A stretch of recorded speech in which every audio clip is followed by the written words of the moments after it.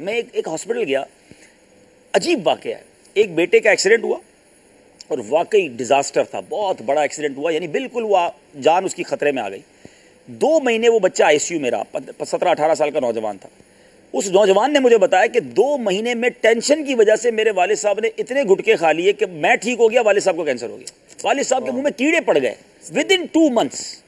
मैं तो हैरान हो गया स्टोरी सुनकर। मैंने कहा टेंशन में आपको गुटके ही खाने थे? उस कह रहे वो हॉस्पिटल में बैठे थे, यही खाते रहते थे और इतने खा लिए कि विदिन 2 मंथ उनका पूरा चेहरा ही खराब हो गया। अब वो अपने वालिद को लेकर हॉस्पिटल में घूम रहा है।